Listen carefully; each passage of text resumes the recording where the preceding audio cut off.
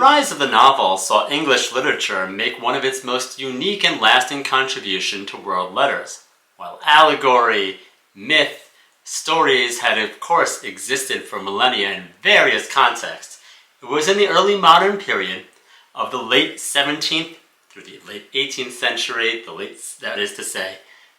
1600s through the late 1700s, that this proliferating and evolving new genre, the English novel, developed some of the forms of Western storytelling and fiction that have been most enduring and influential. We will talk about the specific techniques that can be found in some of the landmark texts of this genre, including works such as Robinson Crusoe, Gulliver's Travels, Pamela, and Tom Jones. We first need to think about what were the social conditions that gave rise to this form in the first place. We've already talked about the Restoration shift from sectarian religious thinking to mercantile, economic, and political thought, how individuals in a new spirit of political philosophy came to see themselves as endowed with discrete individual rights. These changes, accompanied by growing prosperity and a rising literacy, allowed for the novels to have a readership, people with broad-based literacy who saw themselves as imbued with specific experience and narratives that were worth concentrating upon, distinct from the ruling classes, the elites, the gods, and the exotic.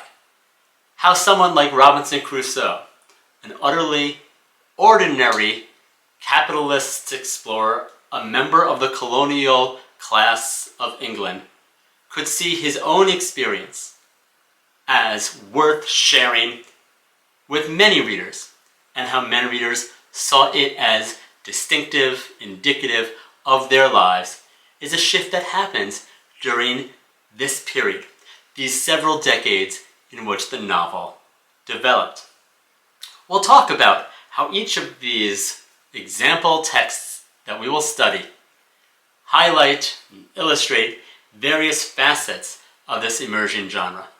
But let's also bear in mind how the building blocks that we've already covered about literacy, access to intellectual thought, the mercantile and commercial definition of the self, and finally, the rise of the individual, the ordinary person, who himself or herself could be the subject of story and attention, are some of the elements that put the novel into our hands in the first place.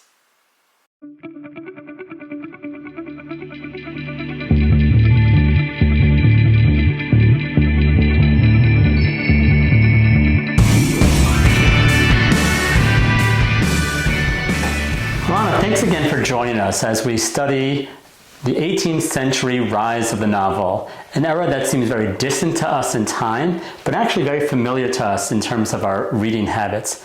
We're focusing right now on Gulliver's Travels by Jonathan Swift and Robinson Crusoe by Daniel Defoe, two important precursors of the novel, or early specimens of the novel, but which also have a great deal to do with the way that we continue to read and make our expectations about realism.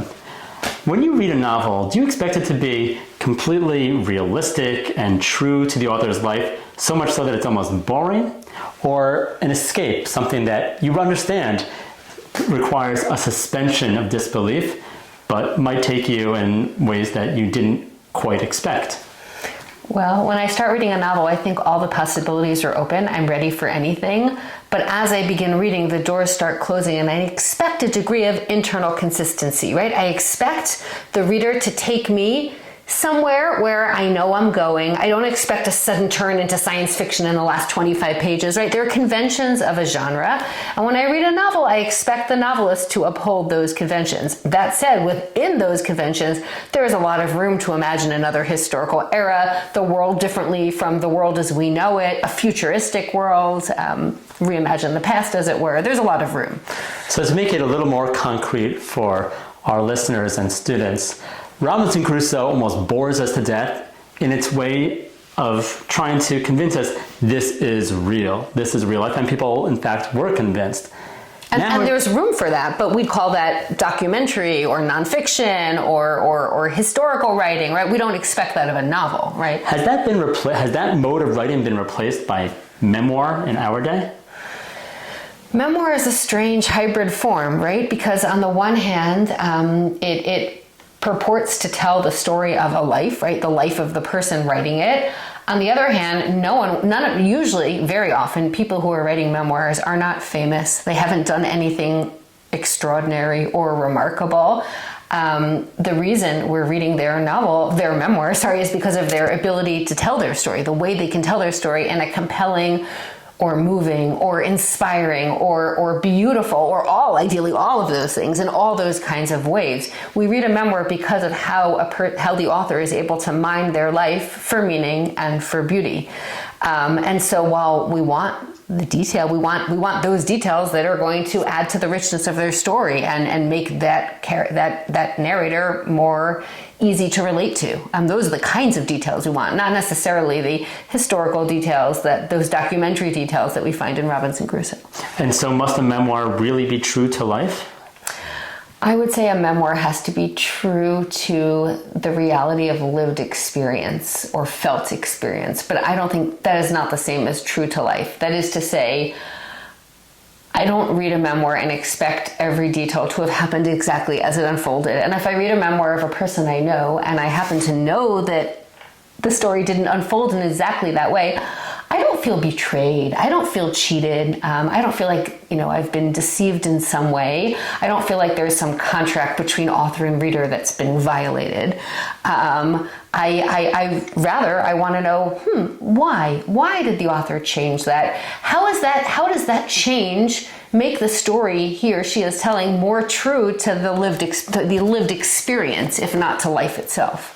Wow, that's fascinating. And to think about how these questions, which are still evolving and somewhat slippery and alive for us today, how really open it all must have been some 300 years ago when a novel was first being formed. Because today we have so many generic boundaries, right? It's very hard to publish a memoir without the publisher insisting that you write a memoir on the bottom, or, a novel, a collection of linked stories or whatever it is, or if it's nonfiction, there's almost always a colon and then a subtitle telling you exactly what the book is about, right? Prairie Fires, The Life of Laura Ingalls Wilder, or whatever it is, right? There's the colon, and then we get what are we getting? Everything comes, our literature comes to us prepackaged, right, in plastic wrap with nutritional labels on it, right? So we know exactly what we can expect.